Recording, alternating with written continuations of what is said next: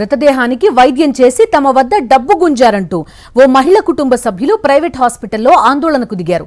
రంగారెడ్డి జిల్లా ఇబ్రహీంపట్నం మండలం పోల్కంపల్లికి చెందిన కట్టెల దివ్య శ్వాస తీసుకోవడంలో ఇబ్బంది రావడంతో మన్నెగూడలోని మహోనియా ఆసుపత్రిలో చేర్పించారు. 2 రోజులుగా వైద్యం చేస్తున్న దివ్య ఆరోగ్యం మెరుగుపడలేదు.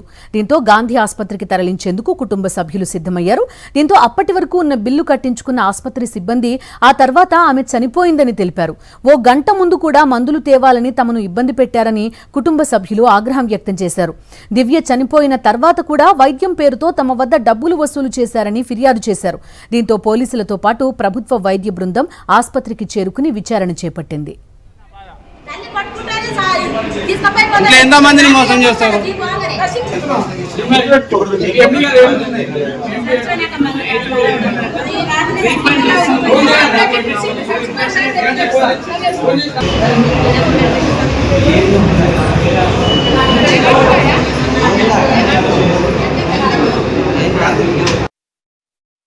మందులు రాసి కొనబోయి చచ్చిపోయిందంటే చెప్పు తింటే మందులు రాసి మందులు రాసి ఎత్తినెత్తి పట్టుకున్న చచ్చిపోయిందని పట్టించుకోలే.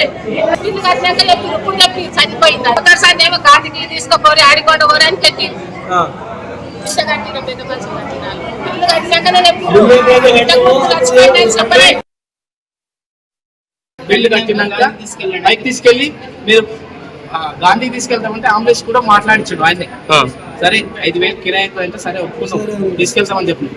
పైకి వెళ్ళినాక చనిపోయినా అని చెప్పేసి ముందు చెప్పాలి కదా, చనిపోయిండు కాని పని అని చెప్పేసి అయిపోతుంది కదా. చనిపోయినాక మీకు రాత్రి చెప్పినాం కదా నైట్.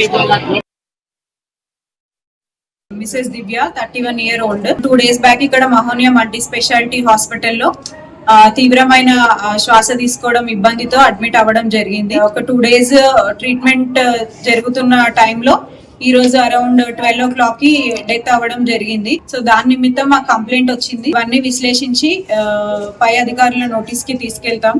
ఎక్కడ అవకతవకలు జరిగాయో విశ్లేషించిన తర్వాత దీనికి తగ్గట్టు యాక్షన్ అనేది ఉంటుంది.